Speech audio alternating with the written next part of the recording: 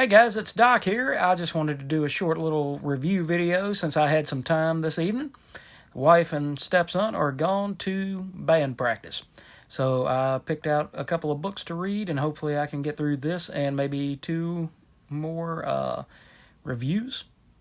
I'm not going to post everything tonight, but I should be posting things for the next few days. Anyway, we're going to start with Ruins by Warren Ellis with art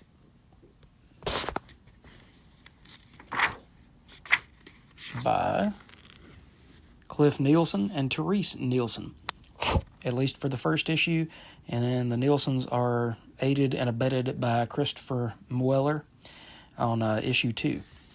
Anyway, Ruins is a 2-issue Marvel Alterniverse, which was Marvel's version of Elseworlds from DC, which, as far as I know, these were the only 2 books that were ever badged as an Alterniverse.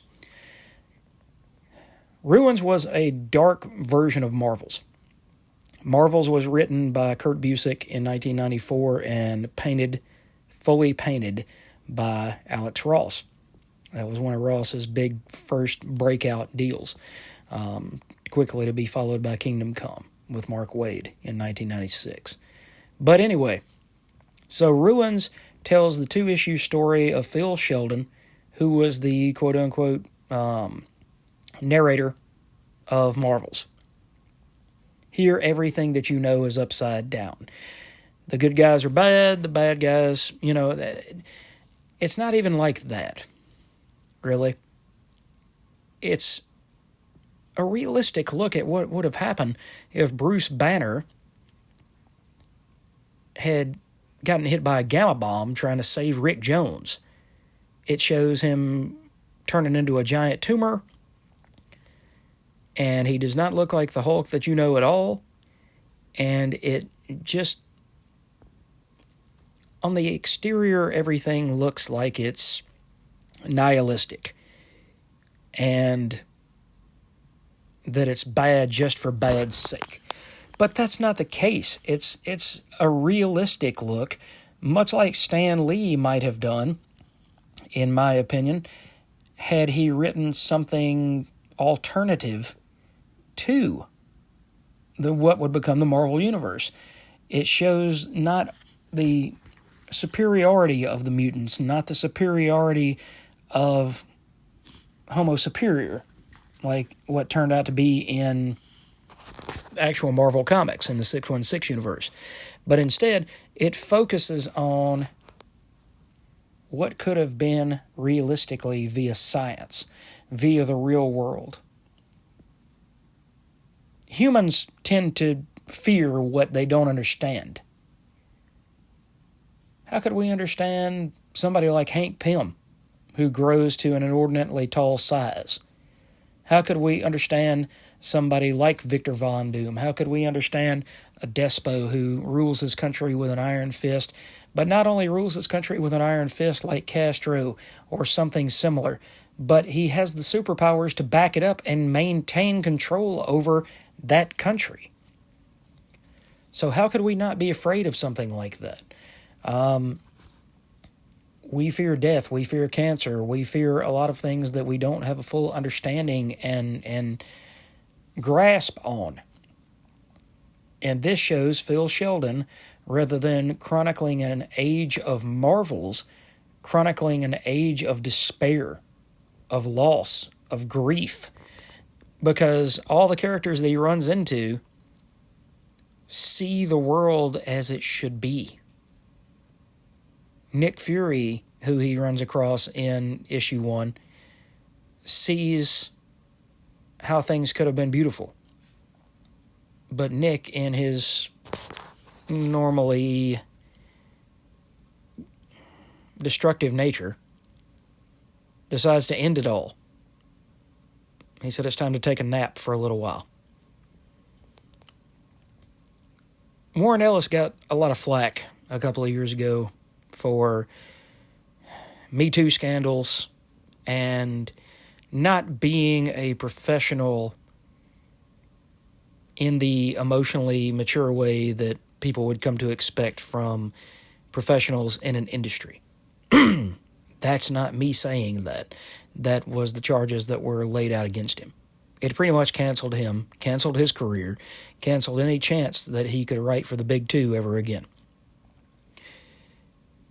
I don't like a lot of Warren Ellis's writing, but this, to me, and I just reread it again, soaking it in before I decided to do this review.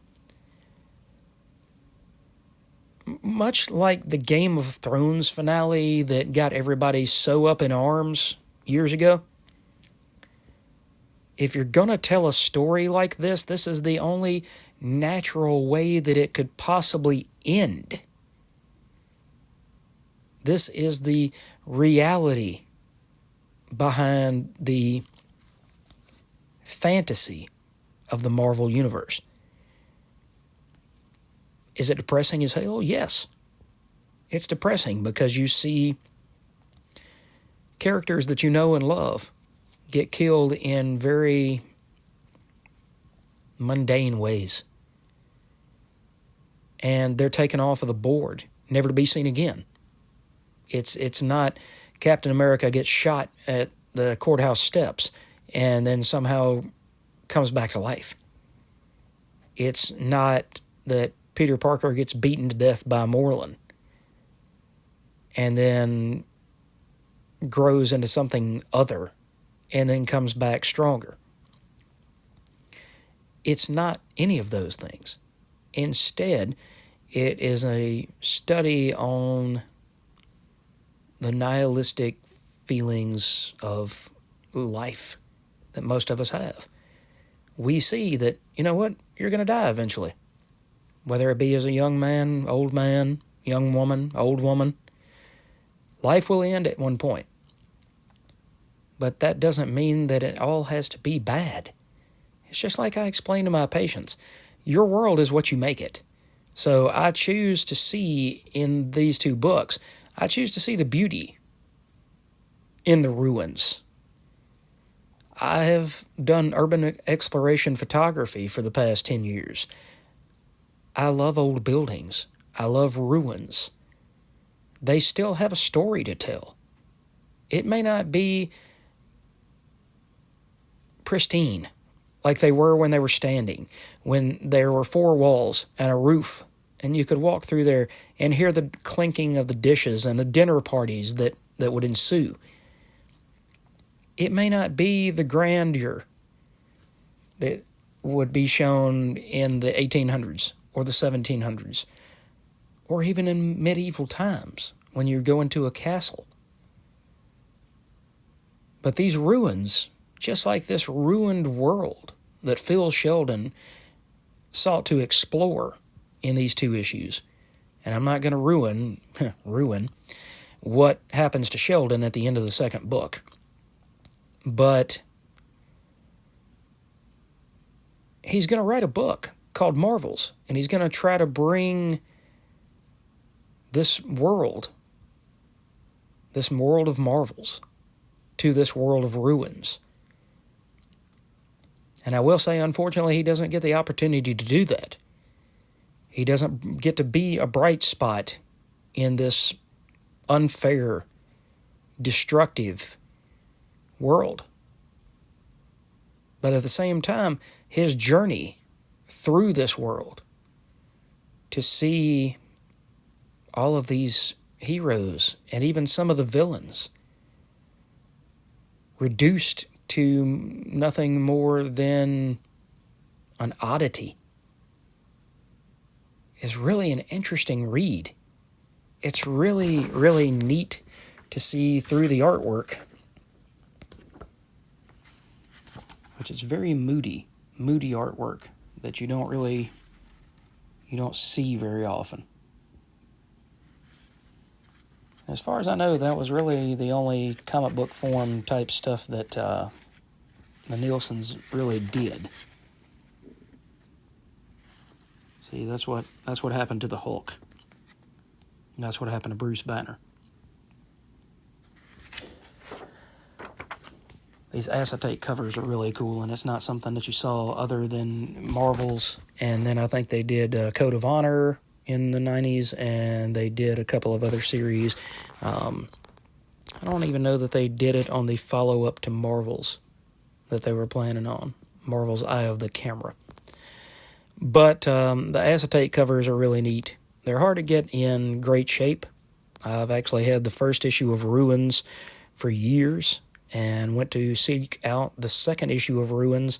And I think when Cartoonist Kayfabe was a channel, rest in peace, Ed, that they did a video on Ruins and talked about Ruins, and all of a sudden it boosted the interest in these books.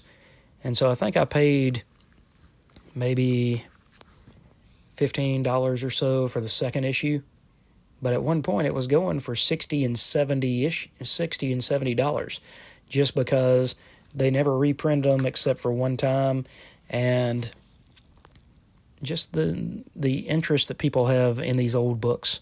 You got to love Cartoonist Kayfabe's channel for that. Ed and Jim talked about a lot of stuff that people just wouldn't think about. They wouldn't have come across had they not seen that channel. But anyway, I just wanted to talk about Ruins for a little while. It's a very, very interesting exploration of a Marvel Alterniverse. Something that, instead of being the world outside your window, it could have been the world in which we live. Thanks for joining me, guys. Thanks for going on this journey with me through the world of Ruins by Warren Ellis and the Neilsons and Chris Moeller. Hope you guys enjoyed this video. If you hadn't given the channel a like and subscribe, please do that. It seems to be growing again, which makes me extremely happy and makes me want to do more videos. So, thanks again for watching, and we'll catch you guys on the next video.